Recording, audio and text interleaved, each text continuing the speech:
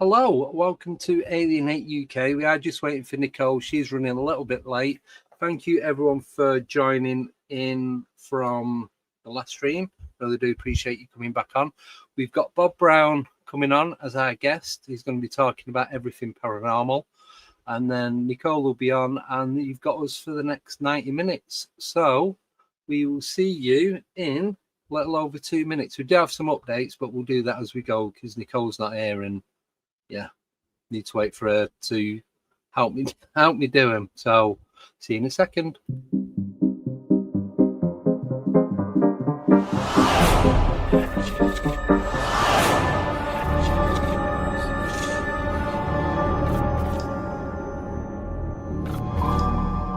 Hello and welcome to Alienate UK with your hosts Andy and Nicole.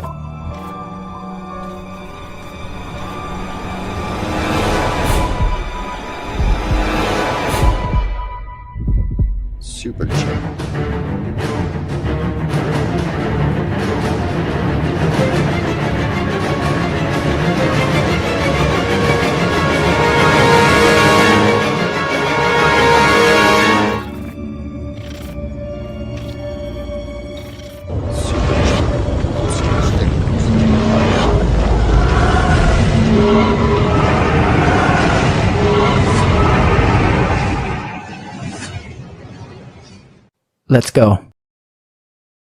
Let's go. Hello, welcome to today's show. We are still waiting on Nicole. There's someone chopping trees down in the garden, so I think she's fighting them all off. She's just messaged me, said start without her. So thank you, Bob, for coming on. Bob. Yeah, because I never know which, because you got two messengers, haven't you? And I was... Well, yeah, what happened? Well, I got somebody got into my Facebook account and took it over. So I had to cancel it complete. I tried cancelling it quite a bloody few times. And I did another one called Robert Brown. Right. Got you. Yeah, because I didn't know which one to send it to. So I ended up sending it to both just to be on the safe side. But thank you for coming on. Really do appreciate it. How did you get into this? What's your connection to the paranormal? Well, many years ago, because I've been a psychic medium as well, but I'm more into the paranormal and other things now. But when I was 16, I was out with a group of lads, been playing football, walking back to my house near a golf course. I saw a cigar-shaped object in the sky. I think I was 16 at the time, maybe 17. I wasn't right sure at the time. We both saw it in the sky, and I thought, what the hell's that up there? And we all said it looks like a UFO. And we watched it slowly shoot off. Never thought anything of it. Yeah. Little did I know that my friend had rang the local paper and mentioned my name, saying, Robert, it says, man sees flying object over Halifax, and my name and address, without asking me. Really? Jeez, that's one way of doing it. So I got ridiculed at work. I didn't realise. And the local paper was the Halifax Courier. Yeah. And it's front, it was just top of the page, just below the where it says Halifax Courier, it said, man sees flying object over Halifax. So it was front cover. So you can't even get away with denying it. No, I went to work the day after and went, you were drunk at the time. Where have you been drinking? And I said, no way. I haven't been anywhere near pubs or anything. We just played in a football match. And it was one of those things in life where you think, why me?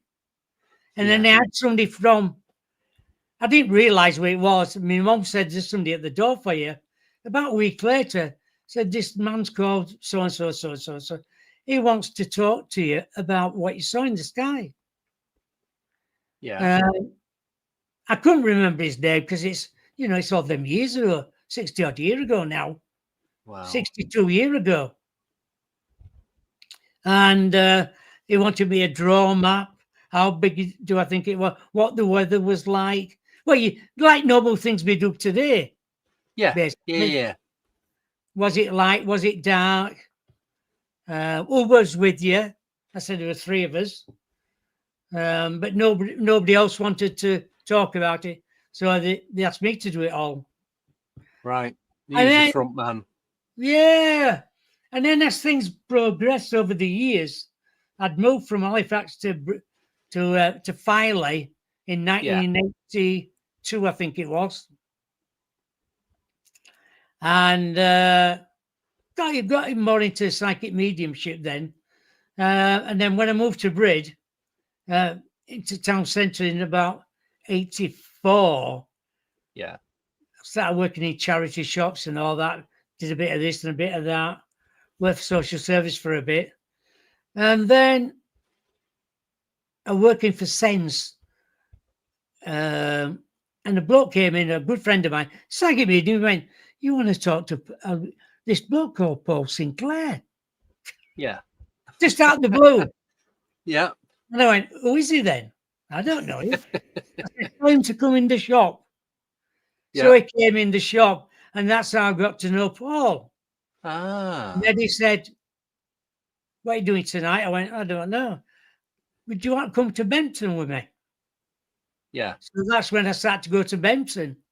Quite a lot then, in them days. Yeah. We might be 4 or 5 times a week up there. Really? Wow. And so I got more interested in the paranormal and what's been happening up there. Yeah. I didn't know. I knew it was a bird sanctuary, but I didn't know about the RF base up there. Yeah. Yeah. So what? Sorry, go on. And I think it's one of the strangest places on earth is Benton. Yeah. I was going to ask, what are your thoughts of what is going on at Bempton? Have you any idea at all? Well, there's lots of theories up there about satanic people who used the bunker for quite a while. Did they open in portals? Don't know. No. But me and Paul interviewed a guy. I'm not going to say his name. No. But he worked on the base as an 18-year-old, quite a few years then. And he said his job on a night time was to go out with a camera and take photos of unusual objects. Oh, that's not a bad job, is it? That was his job then. So yeah, objects must have been stuff what they've seen in the skies or whatever. And we interviewed him at Caton Bay. And it was like, I think it was November. Yeah. We parked down bottom of the road. He parked, and it was like a Cold War effect. We both walked towards each other. And he said, have you got any phones with you? I said, yes. Said, can I have them? I looked at Paul, thought, what's he on about? He didn't want to record him or anything. And it was coming cold as well. And he said, I said to Paul, we need to be in car, really. Yeah. So we got back in car and we interviewed him in the car. He didn't tell us a lot. He just said, there's 1, 2, and 3 come through up there, meaning aliens. Ah, right. Got you. Come through a portal up there. And he drew some maps and things like that, but he won't tell us a lot more. No. He said, he just said, I can't tell you anything more. Because we wanted to know if it's seen up there. Yeah. But he won't say no, really. It was, I won't say it was a waste of time. So I think Paul's had him on his show. Yeah. But I think it's one of them strangest places where you never know what's going to happen. You could be up there month after month after month. see nothing, and then all of a sudden they just appear as though personally, I think they've got a base underwater. Yeah. Off the coast up there. I'm sure they have. But it's just, see, I get all that, but it's like, why, if they don't want to be seen, why are they doing it? Well, I'm guessing they know that there's a bird sanctuary there because people are going day and night and staying over. I've been once. We're going up again at the end of the month, as I was telling you before. And why would they go somewhere where there's going to be a lot of people about that's going to witness all the stuff that's going on? Yeah, I'll tell you, Andy, as well. You believe it or not, we've spoke to loads of bird watchers up there. They haven't a clue what's in that sky. They never look up in the sky. No. You could go in a day and say, look at that UFO up in the sky up there. And they wouldn't even know it's there. All they're interested in is birds. Yeah, see, I get that, but surely they're going to notice other stuff because they're watching the birds going into the water. They're watching the land on the side of the cliff. They're watching them flying. They're filming them. Surely some of them must have got some craft of some sort in the footage that they're taking, whether it's a still or a video. They must have picked something up. They can't have got nothing.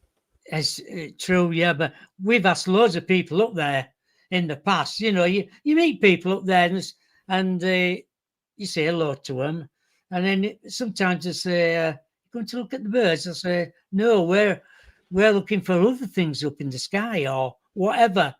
And sometimes they'll say to you, well, I've been up here, I've never seen a thing. Yeah. But if they did see something, do they know who to go and talk to? Well, not many people would. It's like all of say, if you look on YouTube, you'll see my name on there. What's your name? Say Paul Sinclair, and they go, oh yeah, I can see you're on there. Yeah, but they've not got a clue. No, they haven't got a clue. They've no idea. We've been up there, and a lady came from France in an old beat-up car, travelled from south and came up here. Was going to stop the night at Bempton in that car, and I'm not joking. It must have been 50 or 60 years old. Yeah. She didn't know that people go missing up there. You won't believe it. I know. And I said to her, because Paul said to me, I don't have to ask her if she wants to come back to our house and stop. But I thought, no, I don't know what to say. You know, actually somebody back and said to Mary, oh, by the way, we just picked this lady up at Bempton. Yeah, she's staying over. She's staying over. That ain't going to go down well, is it? No. And when we left, we thought, fancy leaving that old lady. She must have been in her late 60s, bird watcher, and she was going to travel from Bempton up to Scotland next. Really? Yeah. And she comes from Carthage, south of France. Wow. So she's done some miles. Yeah, but she'd no idea. And at one time, you know, people used to go to the centre and ask them up there about UFOs. And say, we don't look at for UFOs. It's a bird sanctuary. Well, yeah. I know, and you don't get many people. You don't get. When we were there, we didn't get. There's only us there at night because we met up with Paul and Les and a couple of the others. Yeah, and that was it. There weren't. There's only an handful. So there's me, Simon, Wayne, Paul, Les. I'm at Nick. Is it Nick? Pete and a couple of others, and that was it. Pete as well. Yeah, I think there's. In total, there's about 10 of us. And we stood and we chatting and we did some recording and that, and we was chatting to each other. In the early days, it was just me and Paul went up. Really? Yeah, and Andy. Andy used to go with us. Andy Rams. Yeah. Andy used to come with us. Steve used to come until he moved to Hornsey and got away and started working away. So he stopped coming. Pete used to come up now and then. But mainly we were just up there on his own, me and Paul. And many a time things happen in a certain way. You think, oh my God, what's that? Why has that happened? But you don't get many going. I know bird watchers normally go during the day, but you don't get many, if any, that go at night. So that's a bit weird why that woman, given her age and where she's travelled from, as to why she was there at night. We have seen the odd woman on their own, and you think, what they're doing up here at this time of night? And you think, what if they go missing now? Do you think that could be so? Do you think it could be something else though? It's not. It might look like there's a woman there on her own, but it could be like a psyops of some sort. We was up there last year sometime. Yeah. At night time, we just got to the platform, and Paul said, "I just want to ring Sasha Christie up." So we had a talk, and this woman was in front of us near the barrier, and she kept looking round and thinking as though we shouldn't be there. Anyway, put the phone down to Sasha. I said to Paul, just what's that lady there? I says, a bit strange. I think she wants to jump. So anyway, we watched her for a while. Yeah. So she was at that side, and we went to the railings at this side. And I kept looking. She kept watching us, and all of a sudden she was walking away, walking down the path to the end. Anyway, and she kept turning around and watching us, and giving us the evil look. Anyway, as she went down, we lost sight of her. So Paul got camera on. He said, she hadn't got to the end yet, because we would see her going onto the path and walking to the centre. Yeah. She disappeared on us. Gone. That's what I mean. Vanished. Is there more? And let's be about it. Not long after, this woman walking towards us, and we said to her, have you just seen a woman on there? Have you passed the lady? She went with it's like a purple coat she had on. I haven't seen anybody. She said, I'm from New Zealand. I thought, oh my God, I'm a vet. I'm over here at some relatives. I thought, she said, no, I haven't seen anybody. That's weird. So on the way back, we looked over cliffs that way. Is she hiding? No, couldn't find her anywhere.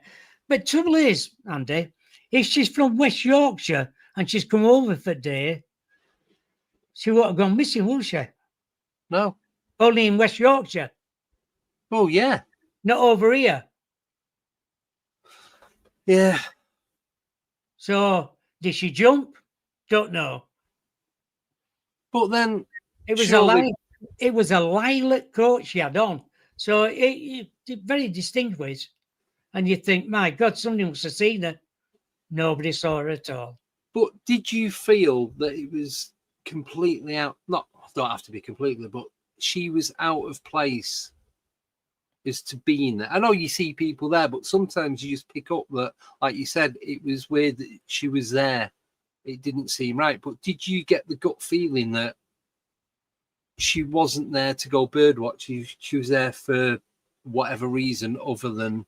Maybe. That's put me onto something else, really. Oh. Yeah. Now you say that, because I was walking with a friend to Danes Dyke. Yeah. And we just come out of Danes Dyke at the other side, and walking on this pathway.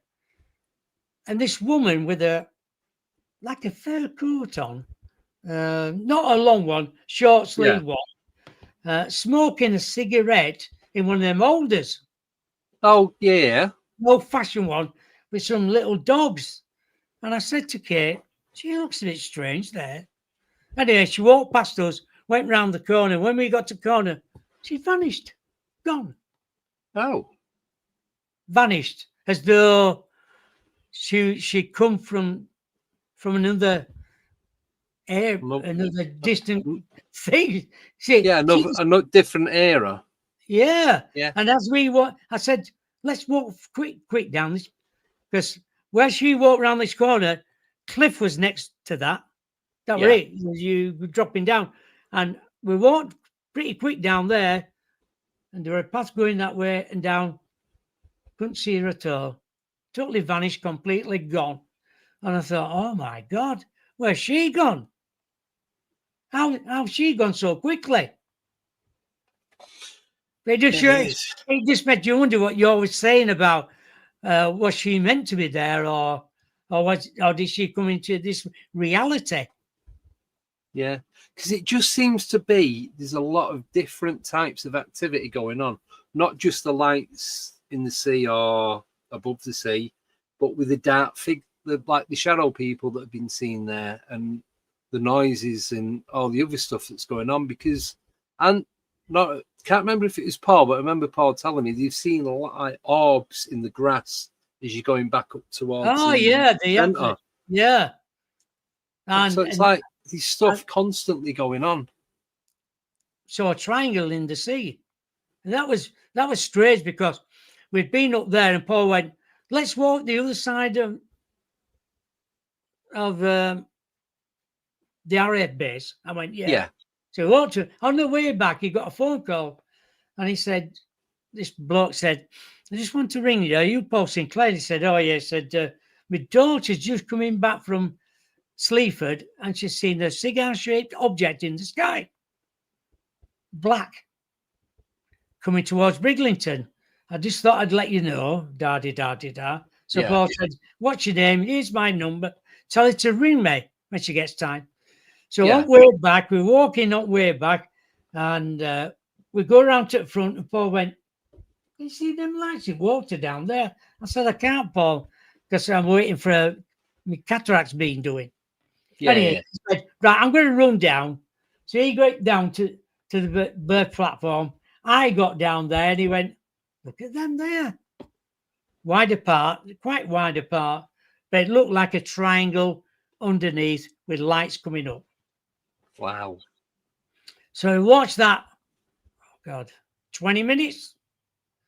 And then we both turned to our right like that and saw an orange rectangle on the side of a cliff. Must have been 200 foot by 50 foot, like the back of a trailer, downside the cliff. Appear, and then vanished in a second. Oh. So we both went like that. Both saw it at the same time. Yeah. You know, and then it went. That were all like 2017 or... Yeah. So not long ago, really. No. A lot of things happen in that era. Yeah. So, you know, and I've been up there where I've said to Paul, right, I'm going up with my trimeter. I'm just going to do a bit of thing up there. And I've gone up, and first time in my life, I was frightened. Really? Yeah. I've got that scary feeling that someone was watching me. Don't know why. No. And there were quite a few on stand. And I shouted to Paul, I showed my torch. He went, "What?" I said, "Come up here." Yeah. I said, "I feel a bit scared." And I've never, ever been frightened in my life up there. Never. And he went, "You won't believe it. 3 days earlier, Steve Asprich was with us. And he went nearly the same place as you and said he was frightened." Oh. So is it some vibration? What comes inside you? You think, "Oh my God, don't go up there." Yeah. That's it, isn't it? It's a not knowing what it is. I think that makes it more difficult to judge what's going on.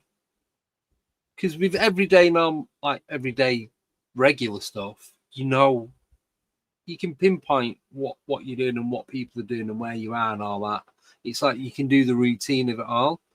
But when you're interacting with the paranormal, you haven't got a clue what's happening or what's going to happen next.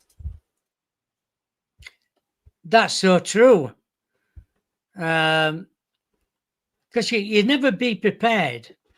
No. Always up there. you think you're prepared with your cameras and everything. Yeah. And by the time it's come up there, you're so enthralled in it, looking at it, you forgot to get a camera.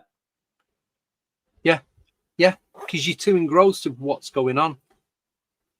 You can have your camera or your phone in your hand and you just don't think of doing anything with it. I know at one time every time we went up there, I used to say to Paul about these eyes, what used to watch us. And we used to get to that first bench, and we always used to sit there before we used to go to the next platform. Yeah. I used to say to him, is them eyes on us again? I say, yeah. But we didn't have a night vision camera between us then. Right. Never. So he'd try and put the torch on it, on the eyes. Yeah. And then get camera and try and focus on it to see if we could get all. But they look quite big eyes. And it just makes you wonder, was that a werewolf or what was it at that time? What was quite big? What was watching us all the time? It didn't matter if it was 7 o'clock, 8 o'clock, or 6 o'clock when we got up there.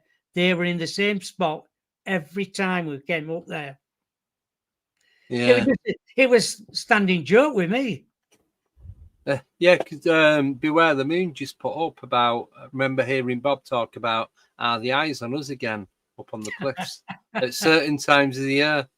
So, yeah. Oh, yeah. But does it happen more in winter months? Yes, I would say that. Yeah. I would say more like the winter months, September, October, November. Yeah, because it's like it December, goes darker earlier.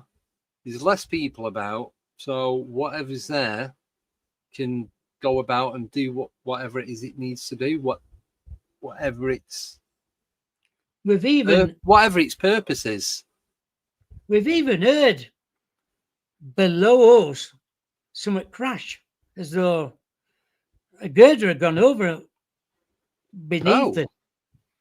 Like there's a tunnel somewhere. Do you think that could be part of the RAF base? Well, we think so. And I'm not the first person to hear that as well. Right. I think Steve Ashby's had been up there once as well and heard a girder collapse going, and you could hear it. But is it, I know there's a tunnel from the base. They reckon there's a tunnel from the base to Speeton. That's great. Yeah. Quite far. I reckon there must be a tunnel from that base down to Danesdyke. Yeah. Well, that was the next thing I was going to mention. Do you think there's a connection between the two? But you've answered it before I'd even asked you. He's all right. Well, I think that's what it is. And I know Paul said years ago, but he said one of life blokes who worked in Brid or Flamborough, said there's a place in Danesdyke where you can get to it, but we don't know where it is yet. No, because but would it be safe to go down? Well, that's the thing. And then where are you going down? Or are you going in? Do you go into the cliffs? Because you've seen all these, I know some of them are not real, it's CGI or AI or whatever, but where you have these rock doors in the side of the cliff. It's not. There was supposed to be one, there's supposed to be some iron gates, iron doors at bottom of Bampton Cliffs. Right. It can be seen at low tide. I know one of Paul's mates was a fishing lad, said they are there, Paul. You need to go down. If you can get down there, very, very low tide, but you've got to make sure you can get back. Yeah. So you've got like a matter of minutes. And then somebody had been down in the base and said he went down a passageway and he could see the sea. He said it was like a glass thing in front of him when he got there. But nobody's ever seen that. No. Yeah. because it's like when we went to Bempton, and so we went there during the day just because I'd never been before, so I wanted to get a feel for the place. Yeah. Take some pictures of the puffins and all that, and the different birds and what have you, because you don't get anything like that in Northampton. Yeah. So did that, and it was nice to be out and get some decent fresh air and what have you. But then we went over to Danes Dyke and we went out onto the beach, had a look round, and then when you come back up the hill, we went your way. You got the little bridge, and you got the stairs on the left-hand side. Yeah. So we went up that way. You go to the top, and then there's a couple of dips, and you go down the steps and come back up the other side, and you're back at the car park. As we're going down the first lot of steps, see a big dog print. I sent Paul the picture, and I'm size 9, my shoes, and the dog print is, if that's my foot, it's at least 2/3 of my foot. Just one single dog print in the mud. So it's on the steps that have been cast out of concrete. Oh, yeah. Just at the side. So you got the fence on the right. I think this is on the left. It's just one print. But there's mud and it's wet and everything around. Why is there only just the one print? Surely if it's a big dog, it's going to make a few prints, so it's going to slide. There's going to be more evidence of a dog walking about, not just one print. You could see the claws. I'll send you the picture. I'll find it on my phone. You could see the claws sticking out, so you know it's not a big cat, because obviously they retract them. But it's just one big dog print, and it is a big dog. Whatever made that print was size 7, easily. Yeah, we saw one, Speeton. Yeah. Paul said, mate, I need to go down to Speeton this afternoon. A couple of years ago, and I said, oh, come with you. And it's quite a bloody hill to go down there. Really, very steep from church, where you follow it, goes round and everywhere. And as we went down at the bottom, went into a field, and he said, "Seen that print there?" I went, "Bloody hell!" So he took a cast of it.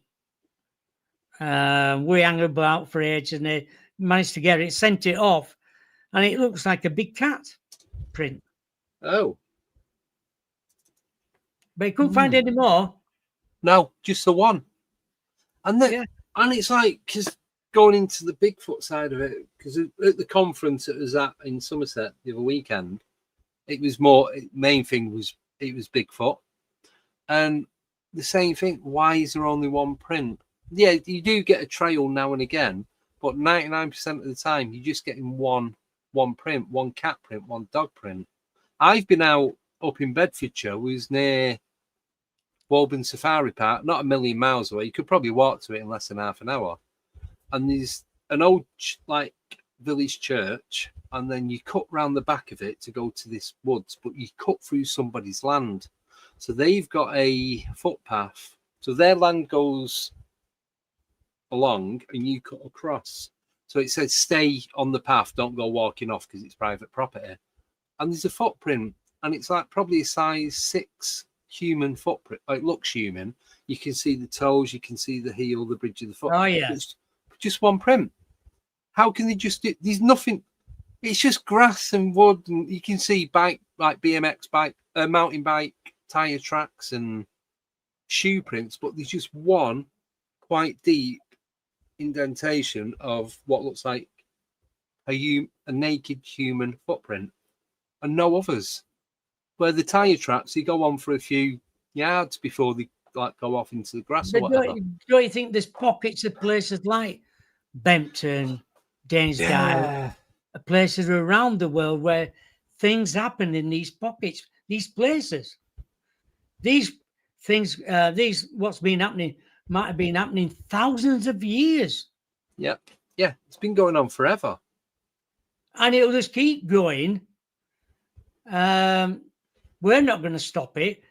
No, we might get to know a little bit more about what we're seeing through our technology, and there's new stuff coming out now where you can, well, with drones and things like that. Yeah. What helps a hell of a lot nowadays, if you're researching an area, send a drone over tops of woods and think, let's have a look, see if we can see about. Yeah. But it's like I'm at the point now where the paranormal isn't. It's new to us. It's not. We're just discovering it. Paranormal's always been there. It's been there for however long. It's like you just said. It's there before we was there. It's going to be there after we're here. It's going to keep going, and we're part of it. It's hard to explain. When we've become part of it, whether it's through our interest into knowing what it is, or because, like you said, you've got these little pockets scattered about all over the place. Why are they leaving these one prints for us to find, or have they made a mistake and that's why we're finding them? Well, to me, I think they just put them there. They are. I don't know.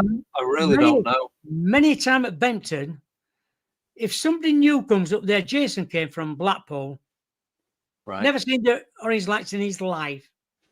We're walking down from the car park, and he went, "Is there them lights there?" Just before we got to the platform. Yeah. And in a 20-minute spree, 13 orange lights appeared just for him. Guarantee that. Wow. And he got them on camera. I did. Yeah. And Paul did.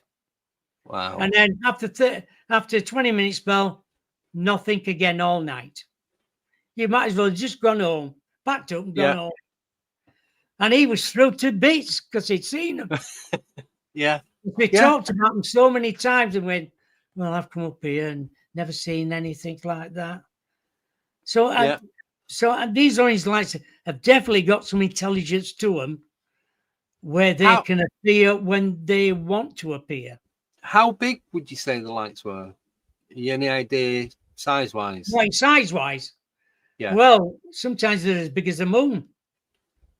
What? So they appear to be. Yeah, I know. So they're good 3-4 foot at least. Oh, yeah, quite big when you're looking in the sky.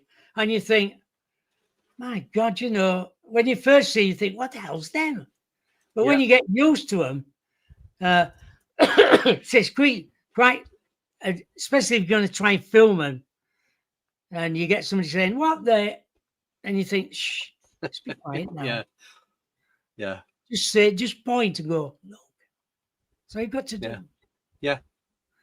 But to me, they have got some intelligence, definitely have. And I think what happen up there, I was there with Paul's daughter quite a few years ago. Yeah. And pretty torches around. And I'm talking to Gemma, and I said, yeah, Gemma. She said, what's that white light over there? I said, it's on a post. It's a square light on a post. I thought, I don't think there's a post there. So I put my torch on it, and it dropped down and it disappeared. Oh. So I told Paul, and strange enough, Paul was looking out to sea, so he didn't actually see what me and Gemma saw. Yeah. So Paul says to me, tell me, I'll walk up there, tell me to stop. And I went, stop there. He went, there's no here. There's no post or anything. And it was a white square light appeared in the middle of a field and vanished. What can cause that? Swamp gas. There's no. I know. Everybody says that, don't they? I know. Gas. But there's nothing. There's nothing there this is in the middle of the field. There's no lights anywhere. There's no car lights can get there in this middle of the field. No. And then you think, what has caused that energy to appear like that? Where's it come from? It does make you think, because there's got to be more going on, because the amount of times you've been up there, hundreds, if not thousands, both you, Paul, and whoever else that are regulars to go there. Imagine the stuff that goes on when you're not there. We've always said that as well. We've always prayed for somebody to win a few million and buy that field. Just one field would be enough to put a container on it and fit it all out, and then build a platform on top of that with a glass dome in it, and put all the technology inside it and man it 24/7. Yeah. Everybody do the shift. There were a guy down at Thornwick Bay. He'd put a camera up on a pole. Yeah. And we've gone down there to interview someday, and Paul went, look at that there, that Paul. Somebody's put a camera up there. Yeah. I wonder if I can find the guy who's done it. So Paul said to this guy, look, I'm interested in helping you out here. I could get loads of people to pay you monthly if you want. And that was going to scan 24/7 around Thornwick Bay and out to sea. Yeah. Because he owned that land. Ah. And Paul kept saying, I'll have to get back to him. Anyway, he hasn't done. So we will get in touch with him again just to see if he would. Yet if you paid a monthly prescription, each of us. Yeah, even if it's just a few quid, it'll cover the costs. And then you could put it on your phone then. Yeah. And that's it. That's all you need. Just cover the costs of running it. You could click on it and see what's out there. Yeah. Scan it for a few, for 10 minutes or 15 minutes and see if you can see all. And he record it all for you as well. Yeah. Just stick it onto an hard drive. That'd be a good thing if you could get that at Bempton. They've got a camera in the centre, but you'd never be able to go and have a look or ask questions about it. And that faces out to sea. Yeah. And that's down towards Danes Dyke. Right. Yeah, because when I drove from Bempton to Danes Dyke, my orientation of what direction I'm going in, I just not got a clue. I just end up wherever I'm going, and that's it.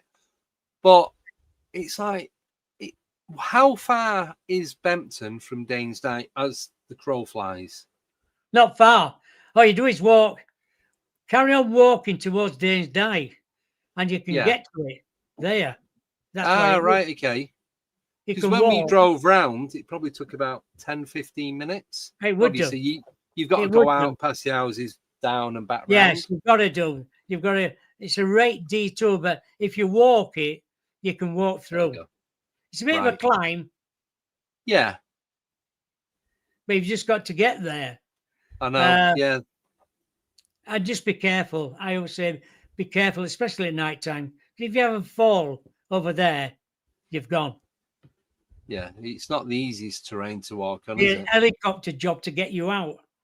Yeah. Yeah, even when we went onto the beach, struggling with, because it's all rocks and everything, isn't it? It's a little bit of sand, but you've got to cross the rocks to get to it. So if you're a bit unsteady on your feet, you've had it. What I think about Danes Dyke, because that goes back thousands and thousands of years, when the Danes came over and all that business. There's things happened down there where things have been seen down there, what's just from another world.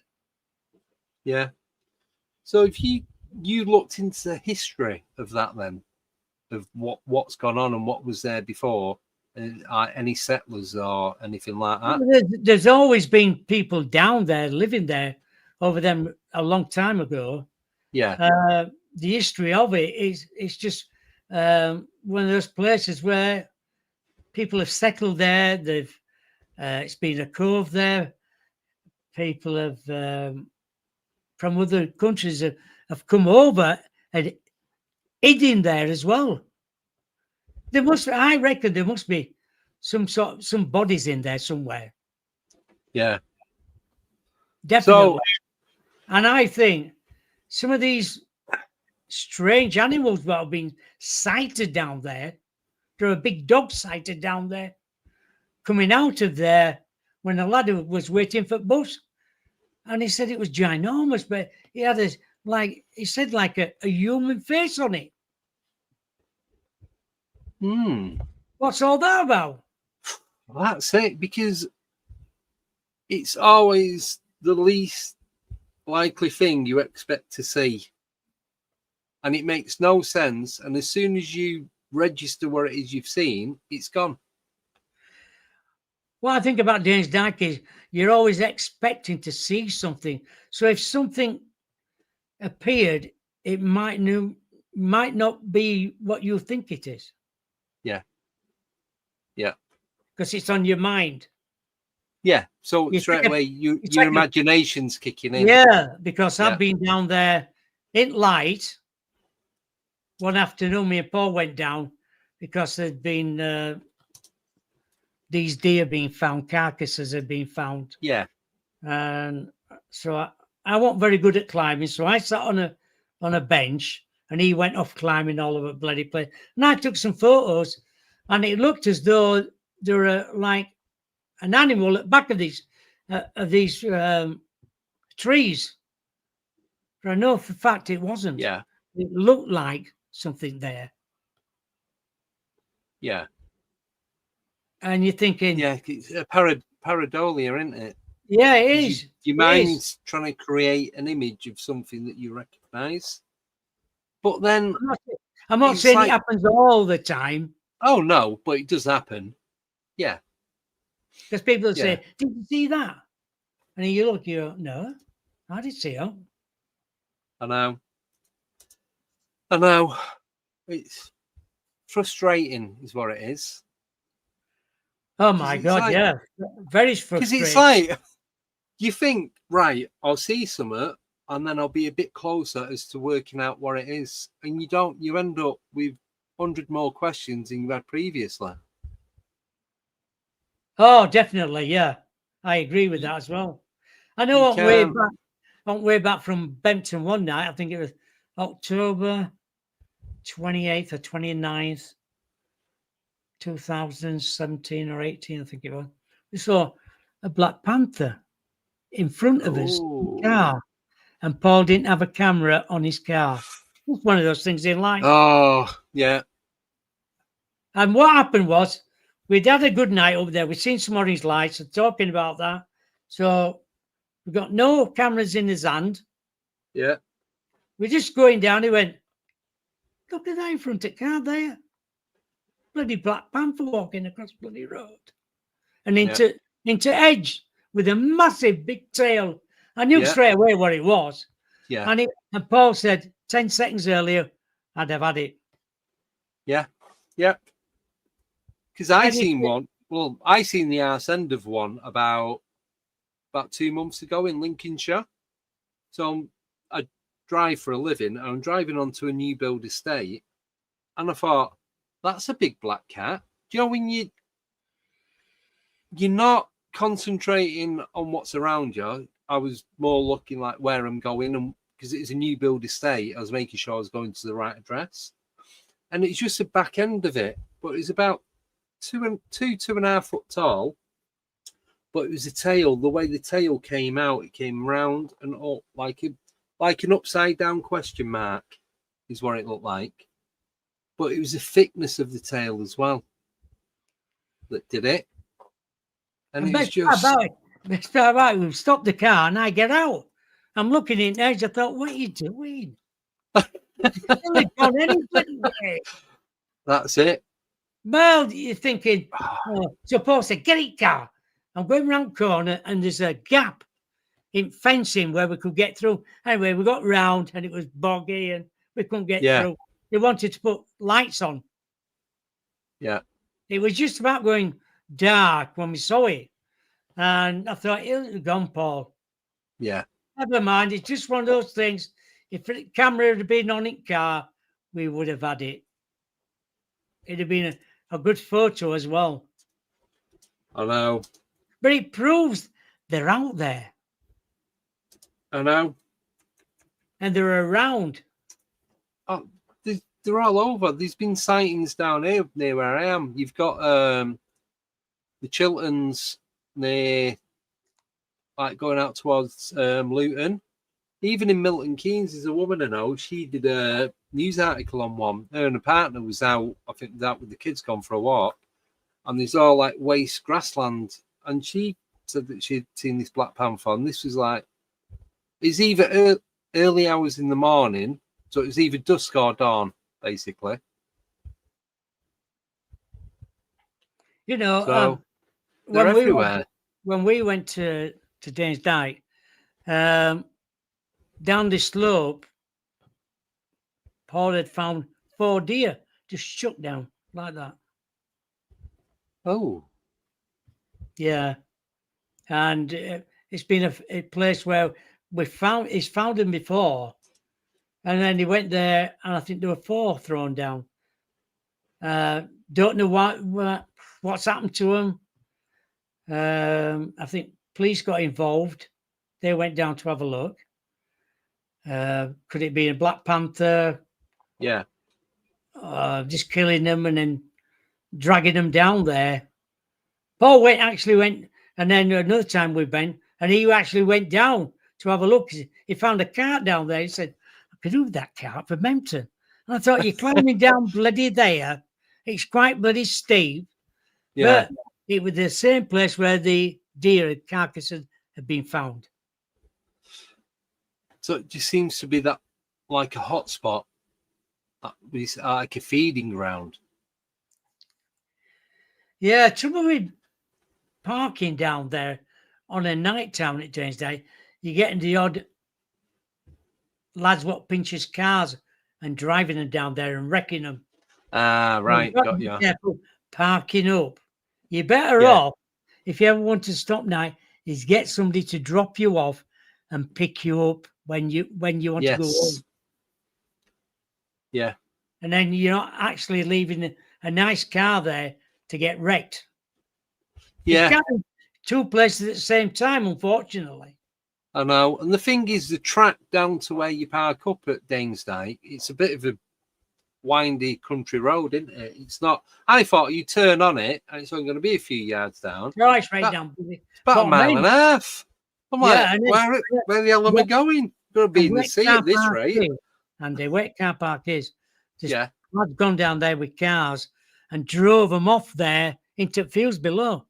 Wrecked them. Ah, got you. Yeah. So you've just got to be careful going down there. Be aware of who can be around there. Yeah. You just get people coming out of the blue. You think, where did he come from? Or what they're doing down here at this now? They must think what you're doing down here. I know, yeah. It's going to be double-ended, isn't it? It's like they're thinking what you're doing and you're thinking what are they doing? When you know why you're there. But talking about pareidolia, I did a show with Andrew Collins in this room now. Paul was sat outside of me here, and 20 minutes into it, I didn't realise till later, he was talking about interdimensional stuff, and a voice came through, automatic voice said, explain it. Oh. We never heard it. At the end of the show, Susan, producer, said, did you hear that voice, Bob? I went, no. I'll get Jennifer to send it to you.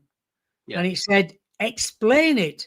Anyway, she sent it me, sent it to Paul, sent one copy to Andrew Collins. Yeah. Got Robbie Williams's mate, who's got his own studio, to look into it. Yeah, yeah. He's got all that technology. Yeah, to see what channel it's come through. Yeah, he said it's not come from the studio. It's not come from Andrew Collins' end. It's come from that room you and Paul are sat in. Yeah. And then you think, bloody hell, who is listening to this then? I know. It's like first time I interviewed, I think it's the first time I interviewed Nathaniel Gillis. And he asked him a question, and we didn't hear it. And one of the guys in the chat, Jason, he messaged me and said, look, here, Matt, check this out at this time. So I asked him about life in the universe and that, and you hear a whispery voice go, you know. And we worked it out. It came out of my microphone, like where I'm sat now. Like, nah, yeah. I don't need to know that. And then it's like, what's in this room with me now? Do you know what I mean? Well, we said that. I said that to Paul. If it's coming from this room, where is it then? Where? Yeah. Is it always been here? That's it, isn't it? It's the not knowing. Because That the shadow people, I've had that in this room. It came from that window in front of the TV and into this back wall, right in front of the TV. And it was black shadow, could see no face and no nothing. no. Disappeared, vanished. And you think, what they're doing here? And then recently, 2 weeks ago, I'm up at 5 o'clock in the morning, Yeah. sat in my chair at the back of here, and back of the sofa, a girl appeared in a nightie with blonde hair, couldn't see her face, appeared and just vanished in front of me. And then I'm trying to think, why has that happened to me? Why has that appeared in front of me? Do I know anybody like that? I couldn't think of nobody. No one. So is it come from this building? Has it always been in this building? This house was the first one on the street to be built. Oh, was And it? it was built by a man called Blackburn. And that's what they call the street, Blackburn Avenue. Ah, right. Got you. So it's named after him. Yeah, I only know because Paul told me about this. Yeah. He said all around here were fields where this was built. Yeah. And this So- house was on its own. Yeah. Did you think because of what you and Paul were doing that you're attracting this phenomena of whatever it is? Yeah, I do. Yeah, I think I think it always happens when he's around or I'm around. Yeah. In this house, it happens downstairs where he lives. He's seen aliens. I've got a Yeah, thing of yeah. that picture there. What we're seeing in this mirror here. Yeah, I've got a question about that. I'll just go get it. Yeah, you're all right.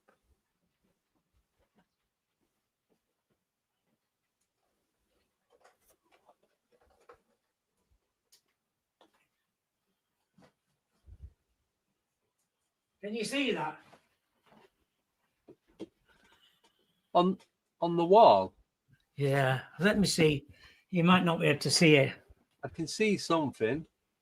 It's like a shape. Is it holes? Yeah. No.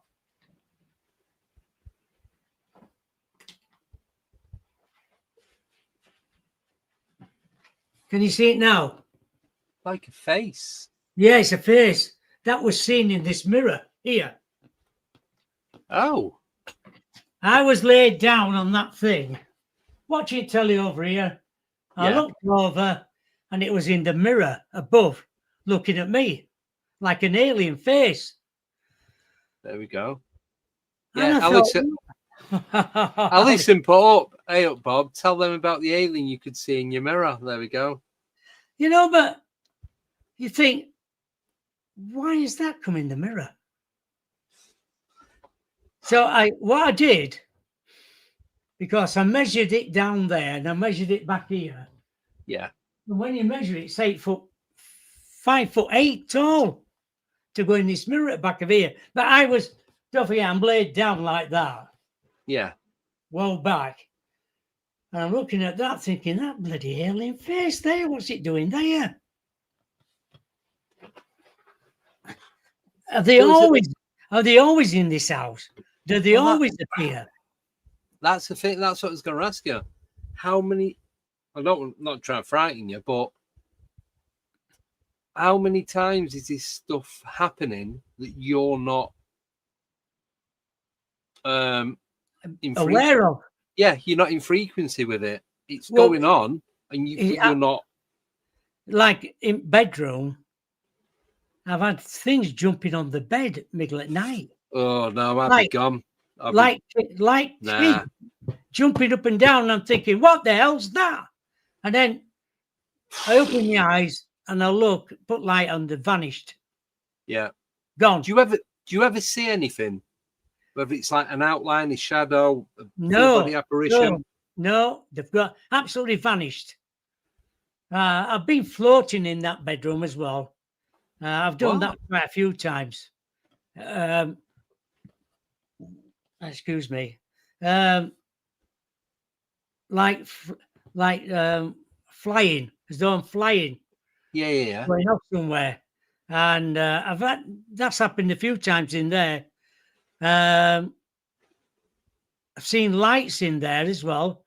And I thought, right, I've seen the light through, and I'm thinking, right, do it quickly, open your eyes and see if you can see them. And then as soon as I open, they vanished, gone. Yeah. And then where this settee is now, when Paul first came over here, he had his bed laid down there, and he had Sarah with him.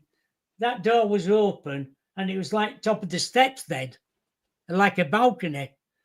And when he looked through, all the bars on the thing was white, shingling white, and they were shining bright. And he's seen aliens up in this room as well. Yeah. I've seen him talk about that. And downstairs. So does anything else in any of the other houses on the street, do you know if they get anything? No, there's I'm just trying to think of Maureen. No, not Maureen. Marie across the road. She was poorly once and didn't go to bed. She sat in her lounge straight across the road from Paul's and said, I've seen a bright blue light gone from your roof right through the house and down. Yeah, I remember him saying about that. And then she said, and then another time she said, who's in Miggle flat? So we said, it's Nervous Neil, we call him.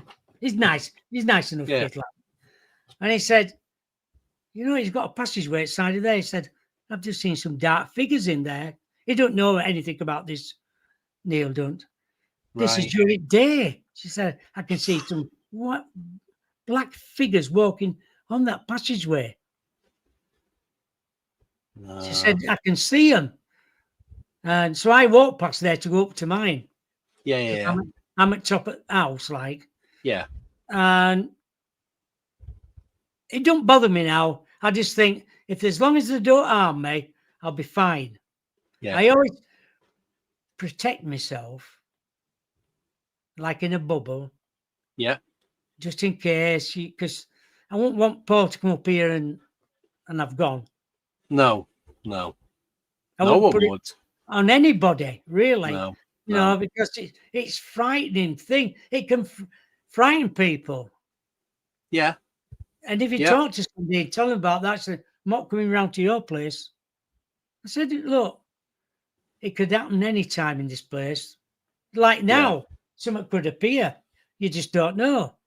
No, I know, exactly. Well, someone put in the chat, it was Darren, he put, I'm just trying to find what he wrote. He said he thought he'd seen what looked like a shadow moving near your curtains from left to right. It looked like a shadow moving about next to Bob's curtain a minute ago. Seemed to go left to right.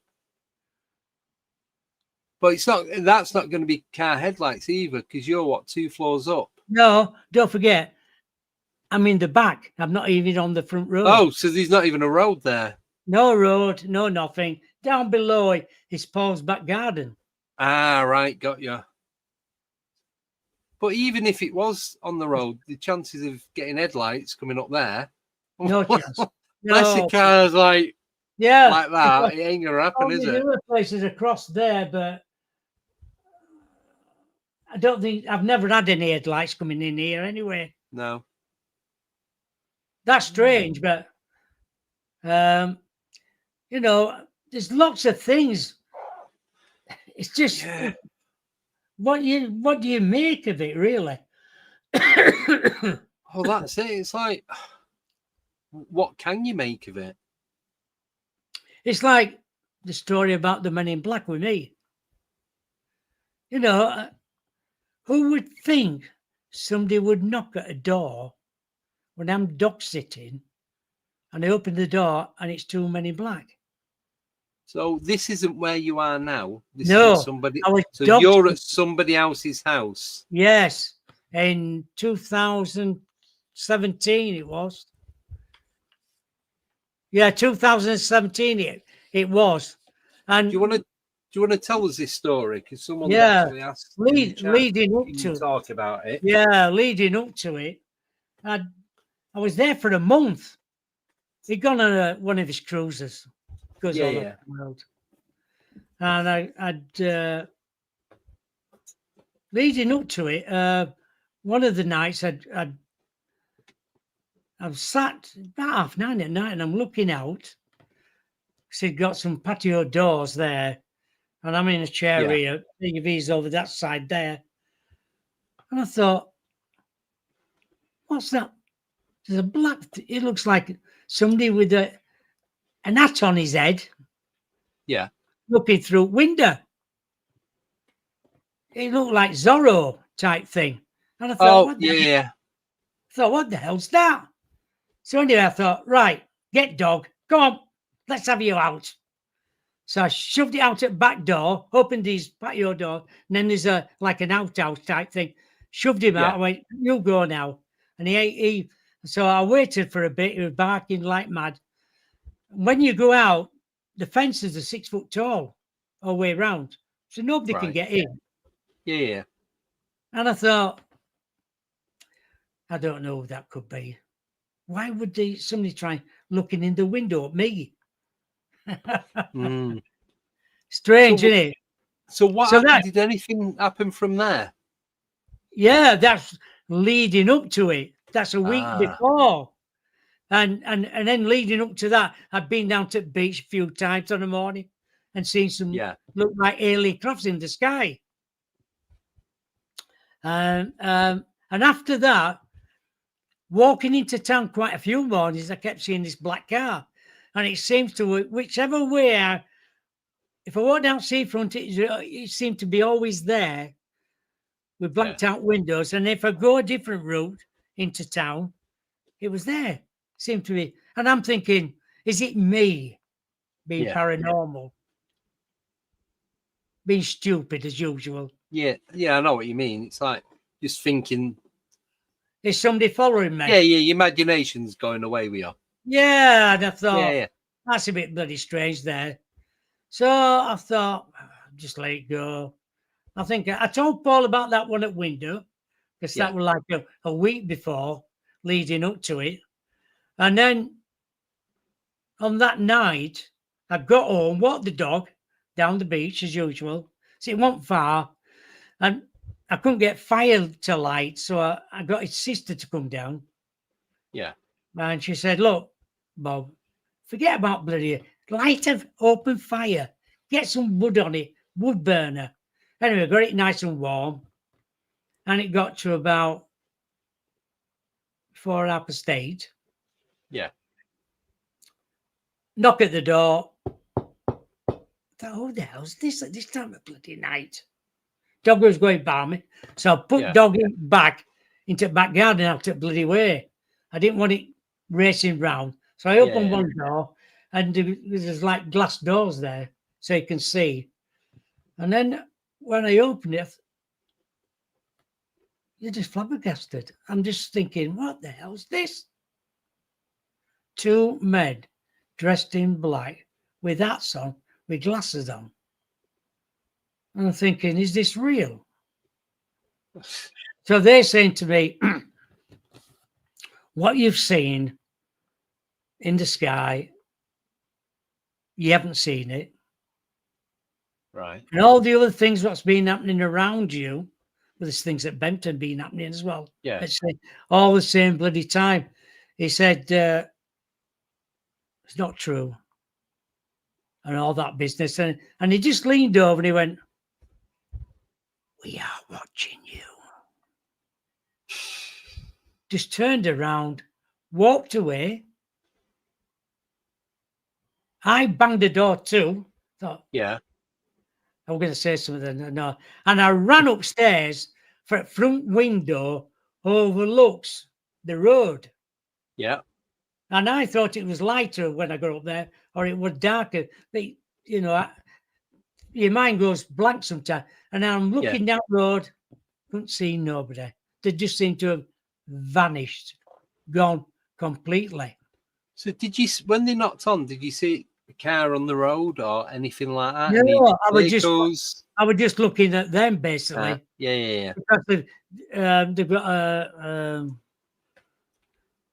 fence up, and yeah, you did say, sorry. so and then I sat there for a bit thinking, was that real? I thought there's something wrong here, and I'm thinking, bloody hell, fire Jack. I couldn't settle. Time I got to bed, couldn't sleep. And when I got up in the morning, all the lights had gone in the house. No lights on at all. Electric had gone off. Oh. I'd overslept, so I was late getting up. Yeah.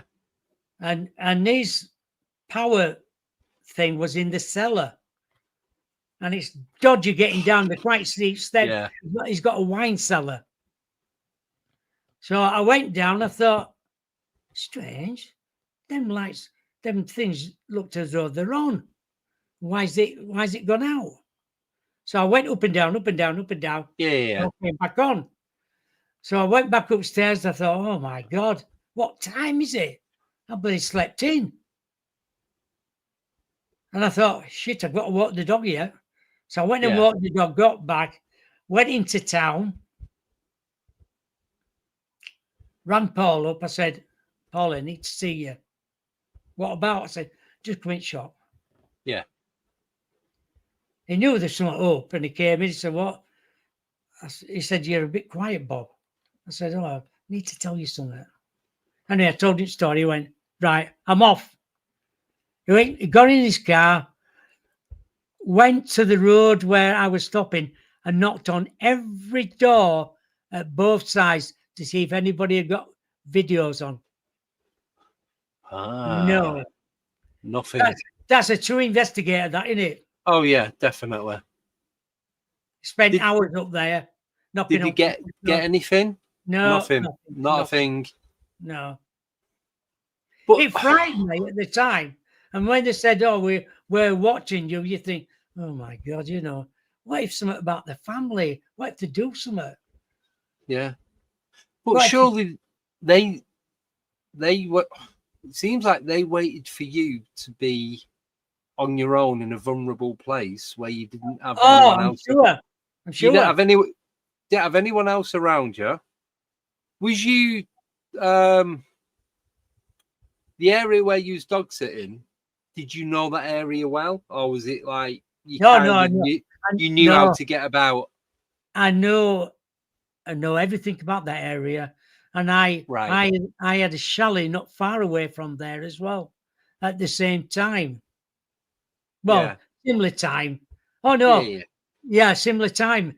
I had a chalet, so I know that area quite well. I've walked it thousands of times into town for 17 years. Right. So I know that so you area knew it like the back of your hand. My God, yeah. And it just makes you, and then you think back, were they watching me them days when I was walking down that road? And it's like, and then going back years, when I was first starting to do my show on Block Talk Radio, 2014, I think it was, when I first started out. Just trying to think of why I done my show. English guy went to live in America from Birmingham. Not Nick Redfern. Yeah, Nick. Yeah.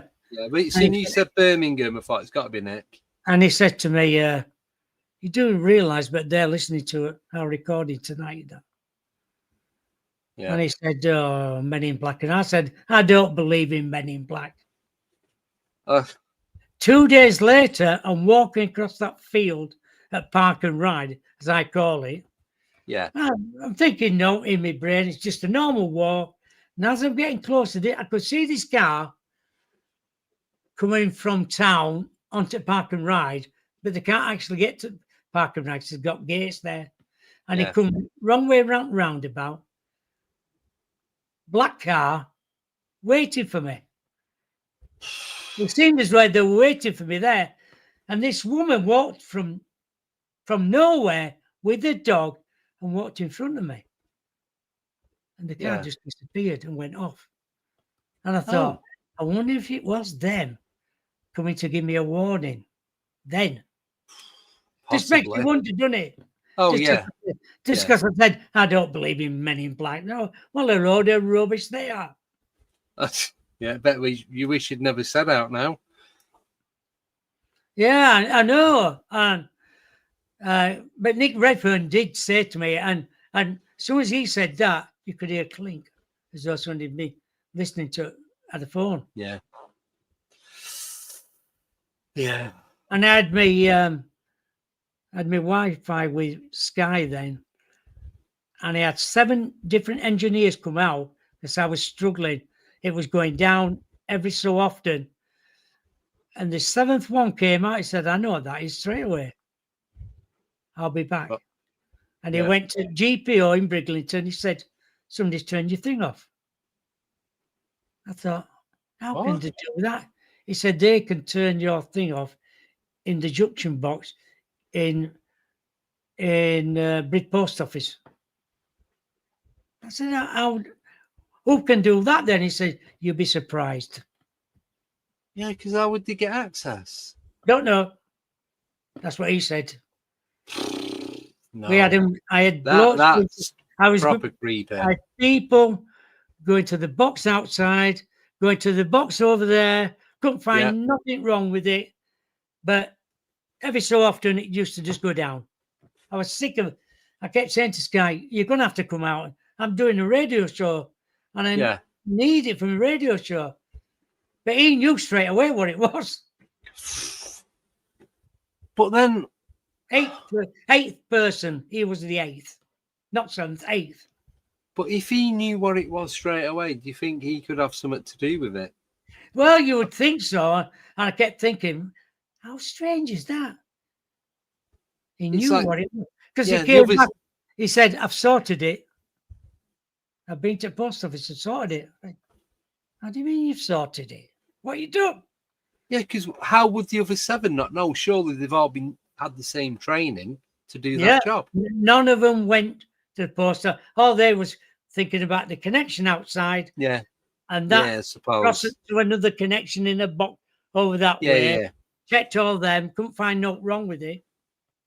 And said, it's your computer or whatever. Yeah. It is very odd. Right, I've got some questions for you. We've got just over 10 minutes to go. So this is from Polly Rotherman. Thank you for your question. So when you was having this encounter with the men in black, when they come knocking on the door, she's asking, did you see, feel, smell any weird non-human features? I thought his face looked like porcelain. I don't know why. Strange texture to his face. Too smooth. Yeah, too bloody smooth. It did. Yeah. It looked extraordinary. It's totally different from a human face. Yeah. And because it's like we all have some blemishes and wrinkles and lines and different. Do you know what I mean? You can tell a human face. It seemed to be so smooth, like too good to be true. Sort of thing. Yeah, definitely. And I couldn't smell anything.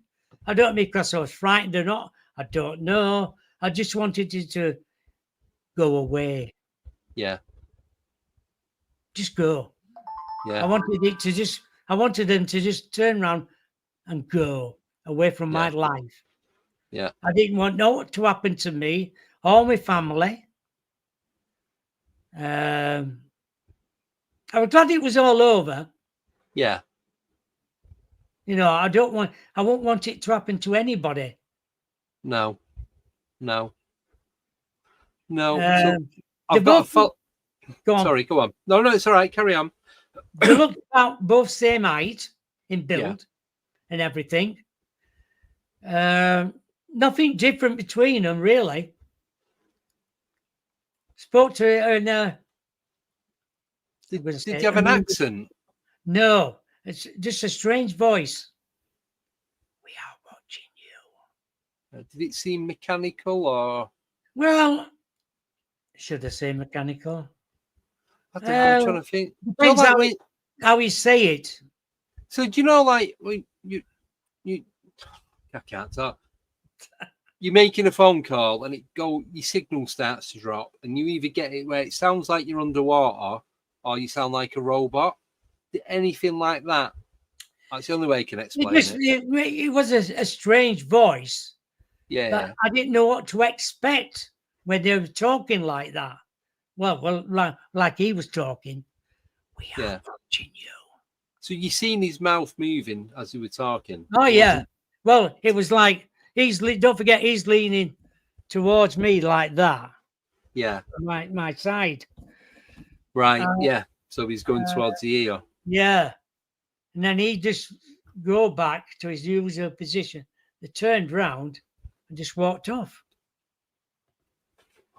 And I thought, so strange.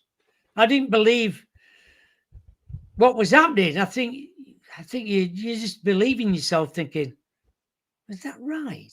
Yeah, because you get caught up in the moment. Because who am I? I'm just nobody, really. I investigate paranormal. Yeah. Strange things. Why would you want to come and see me? I'm not an high profile researcher. I do my little bit, get out there and enjoy myself. Yeah. It's like a hobby, isn't it? Yeah, it is. Yeah, it is. And I love doing it. Don't get me wrong. Yeah. Yeah. As soon as I can get better, I'll be out again. Yeah. I just want to go out there and take some unusual photos of stuff. So we can pass on to the next generation. Yeah. Yeah. But it's good to go out and have these experiences.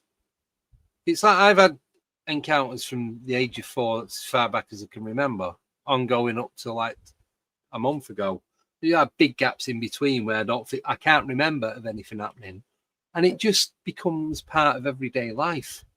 So it's when I was quite young, 5 or 6, I used to have an imaginary friend. And it was spirit. I know what it is now. It was a spirit friend. My mother thought I was very strange. She said, "My lad's a bit strange, you know. He talks to people, but there's nobody there." And my mother wouldn't. I don't think she was into spiritualism, but she died quite young anyway. She died in the 50s, and my dad died before he was 60, so I lost them both quite young. Yeah. And I'm 78 now, so I'm older than them. 78? I didn't think you was that. I thought you was in your early 60s. Thank you very kindly, young sir. Oh no, I've met you a few times at like OLM and the Awakening was it and what have you. So and we've had like good chats there, but I didn't. I hope I look that good when I'm 78. If I get that far. I'm sure you will do. Is there any more questions? Yeah, so we've got a follow on for that one about the Men in Black from Polly again. Just saying, were there any like weird features in them? Do you think they could have been aliens or hybrids or I don't know, something totally different? I don't think they were humanoid. I think there was strange. I don't think. How can I explain? I think they were from another world. Yeah. I'm going to say interdimensional. I don't know why I want to say that, but I don't think they were human. No. If that, but the They thing is, look, if you've got they that look- I think feeling, they look like, I'm going to say robots. I don't know why I want to say that. but that's the thing. When you have these encounters, you get a feeling of it being a particular thing, and doesn't matter what happens from the point of having that contact to now when you're talking about it, whether it's 2 weeks, 2 years, 20 years, you still have that same feeling of it being a particular thing. That's true. It's that what I call in the moment, isn't it? Yeah, When it happens to you. I know. That's it. Yeah. Yeah. Sorry, I'm just thinking because I'm not going to go on about it, but I've had stuff go on here, and it's like, from what I thought it was at the time, it hasn't changed. I still have that same feeling of what it was that I encountered. Do you know what I Yeah. mean? It's funny you're saying that, because I took a photo, said to Paul, there were 4 of us up there at the time. And I said, "What's that bird up there?" He said, "Oh, I think it's a sparrowhawk," to say. Yeah. And I looked over outside the cliff and I saw this object, a black object. I thought, I'm going to take a photo of that. Took photo. I've just having a look at it. He said, "What are you looking at?" I said, "Come and look at this, Paul." I said, "Look." I said, "It's vanished. It's gone." So Yeah. it looked vanished. I took the photo of it and it looked like a light blackish colour. To me, it looks like something bending down. Anyway, Paul said, "Right, I'm off." So we're going. He said, "Going right over there. Stop me when I get there." And he went, "There's no here. Nothing. No footprints. No nothing. Whatever it was has vanished." Did I take that? Did someone open up and I just happened to take the photo at that same time? Possibly. And we can't explain it. Nobody can. People have looked at it and said, it looks like something's bending over. Somebody said it looks like a cart. There's so many theories on it, but nobody can explain to me what it was. No. I'll send you a photo of it. Yeah, please do. And by the time I showed Paul the photo, we looked, it gone. Yeah. And it was quite big in size. We've Yeah. never actually, because it's in a farmer's field, we've never actually gone back to try and replicate it to see how big it could be. Yeah. And we need to do that at some period. Yeah. And that's just another thing what's appeared up there and vanished. Like a portal had opened up. Let me take a photo for some reason. Yeah. And then vanish. Yeah. No, I know exactly what you mean with that. Right. We do have one more question for you. If that's okay. So this is from 1423. Thanks for joining us. And he's asking, does Bob think in the early days of his and Paul's research, they were drawing more attention to a subject not many people were doing, and certain groups are doing their best to put them off? It seems it. I should think so, because was there anybody up there before us? I'm sure there would have been years ago. But not saying anything up there because of the bird sanctuary. I'm sure. Yeah. Because before the bird sanctuary, we were up there, before it got built, I know a lot of people up there didn't want to talk about it. People have gone into that centre and said, "Can you tell us anything about UFO?" Nothing to do with us. Don't come asking questions like that to us. So has that been happening previous, before we? I bet nobody's been up there before and said that. No.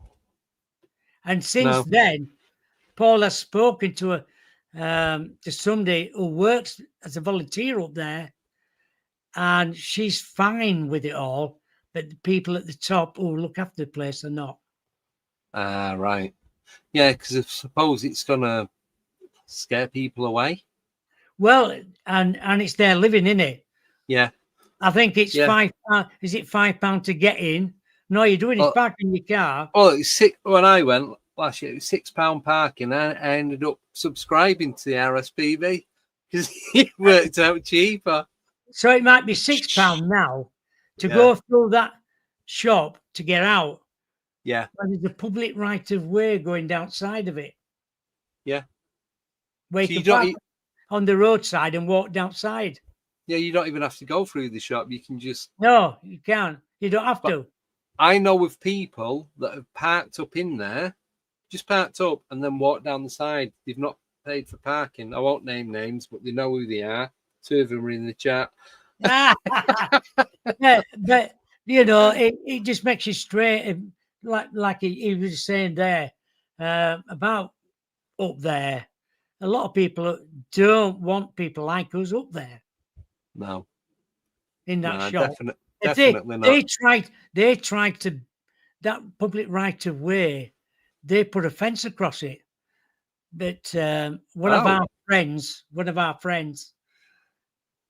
had gone to the council and told them, by the way, they'll have to take the fence down because it's a public right of way.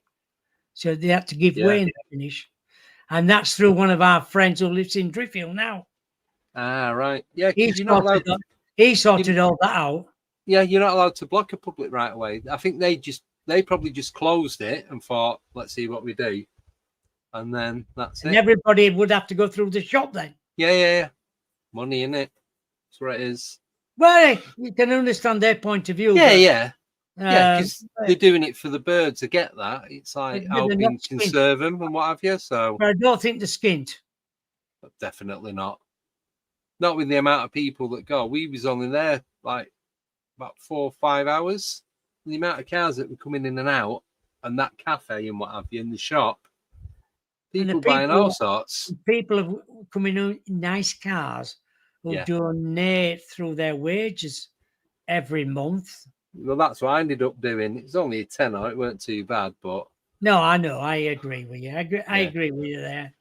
Yeah, but you can donate. That's like the average donate. You can donate as much as you want, as little as you want.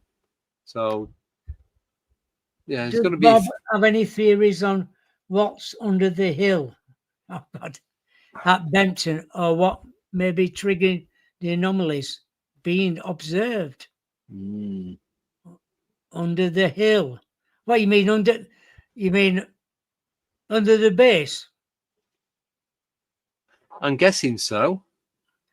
Yeah, well, that farm, I would say something as well about that field. I would advise anybody to go on that field because the guy is not a very nice man. Right. And he, during the summer months, is always around with this car, I should say, every hour. Really? And in between that, his wife comes around in a car as well. I've heard about that. Someone told me about that, and yeah. She tried to run him over. Yeah, I was going to say they tried running some people having to leg it through the field because she was driving at them. Yeah, she was, and he said, "Phone the police." Then she said, "They just said phone the police. We'll wait for him," and she just tried to run him over. Yeah. Fire Spirit Wayne. That was one of them. They tried to run him over as well. It was a woman in the Land Rover, I think it was. But the old bloke, he's in a residential home now, unfortunately. His son is worse than his dad. Really? Can't wait to experience that. Be one of these guys what just makes you wonder where these people have gone missing up there. Not saying anything else. No, it's not worth it. But no. I think we all know what you mean and where it's going. Yes. So, right, we are at the end of time. Not the end of time. The end of time for tonight for the podcast. So Really, thank you so much for coming on. That's all right. And Andy. I'm glad you got your Thank internet you. sorted because it's made it such a better I bought a new podcast. laptop as well.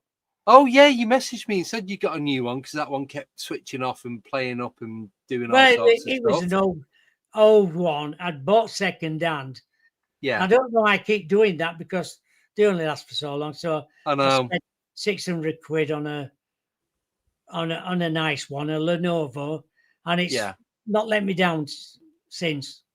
Yeah, that was like me. I had a crappy, got given a PC, and it's like it was all right for the time, and it's like, well, I need to get a decent one, and it's just for the tower, nothing else, no monitors or anything. That was like 700 quid.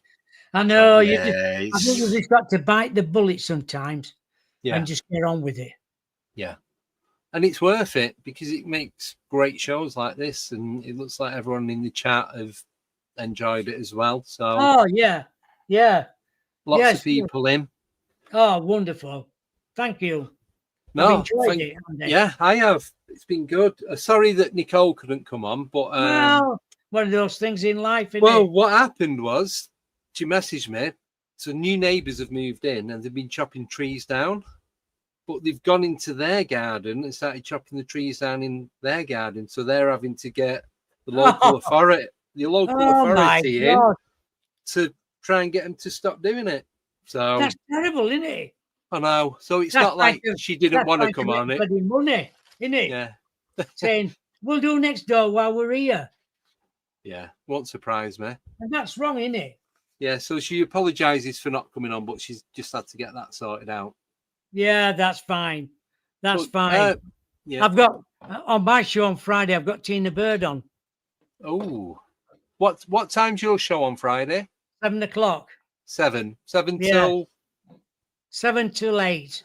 And right. Well, it can go over because when I was on Beacon Light Radio, you stuck for time, you had to go 1 hour. Exactly. If somebody wants to do longer, I just carry on. Yeah. I always say an hour, and if it's an hour and a half, it don't matter, does it? No, exactly. Yeah, that's why I don't think I've interviewed her for years. Right. Oh, good luck. Hope it goes well. I'll try and tune in because I stopped doing Friday, so I could do everything else. And if we end up not doing anything, I just sit and watch YouTube anyway. So. Yeah. So before we go, so your show is called Out of Nowhere. You can find it on YouTube. Yeah, you can do it as a podcast, or is it just? Yes, a podcast. So do you put it out as just audio, or do you just keep it on YouTube? It's just keep it on YouTube. I don't know how to put it to other places. Like, right. Have you got it on that and that and that? I'm not computer wizard. Well, if you want to do that, I can have a chat, and it's quite easy. So yeah, I'll have a chat with you sometime. Yeah, and just see if you want to do it or not. Some people do, some don't. So I'd like to put it on other channels if possible. Yeah. I'll give you a bell in the week, and we'll have a chat and go from there. Oh yeah, that'd be absolutely wonderful. I'm not very good. I managed to do StreamYard. I managed to set it all up and everything. Yeah. Where some people say, "Oh, you'll never do it." I said, I went on. Yeah. I googled it first, and then it tells you exactly what to do. Well, I got on StreamYard. I'm like, right, live chat. I did live chat. They taught me through it to set it up. I ain't got a clue what I'm doing. I do now. But 2-3 years ago, I had no idea. I know. Right, so I'm going to have to end it now, only because I'm up no stupid o'clock for work. So thank you, Bob, for coming on. Yeah, absolute pleasure. Thank you. So if you don't already, please go and subscribe to Bob's channel. 7 o'clock on a Friday, Out of Nowhere. And that's it. So I will be back next Wednesday. No, I won't. I'm going to be on Saturday. Not sure what time. I'm going to be doing a live on location interview with George Mitrovic in London. So keep your eye out for that. Like I said, I'm not sure what time because I don't know what time we're going to be meeting up. And then next Wednesday, we've got Louis Snooks. He's going to be coming on. And next Friday, we've got Brandon Thomas and Dawn Lester. I know I said Fridays are going to go out to YouTube members only, but this one is going to be a special one. So that's going to be going out to everybody. And when you tune in, you'll find out why. And then on the 25th, we've got Laurie, I can never pronounce her surname, Laurie Reinfeldt. She was one of the witnesses at Rendlesham back in the 1980s. So that's what we've got. Yeah, so that's what we've got for this month. Tell you what, you want to get that Pete Effard on. I've just had on tonight before show. Oh, right. Yeah, if you can send me his details and I'll drop him a message. Great guy. Very brainy and clever. And talk about healing people. Yeah. Anyway, he's going to do a bit something for me. Oh, well. But you'll be doing cartwheels down the stairs next. He puts it blunt as well. He said, some people can heal and other people can't, because other people might not want to be healed by me. Yeah. They might want healing, but they'll do something stupid and want me back again to do it again. So then people, I will do it for, but if the backfires on them, I won't do it again. But I'll heal people. The amount of people he's healed, if you listen to the podcast, he's amazing, absolutely amazing. And he's got this Abby Edwards working for him. Yeah, he said, yeah. Right, yes. I'll get his, if you send me his details, I'll drop him a message and see if he wants to come on. Oh, I'm sure he will do. Yeah. Right, I am going to have to end it. So thank you, everyone. See you guys on Saturday. It's going to be sometime in the afternoon. I'd say around about 1-2 o'clock. So it's going to go out live, depending on the signal. Failing that, I'll see you guys next Wednesday. So thank you, Bob, so much for coming on. And thank you. I've enjoyed everyone in the chat and everyone subscribing to the channel. This is also going to go out on podcast player, so you can find us on Apple, Spotify, whatever podcast player you listen to, Podbean, and all the others. I only know them two.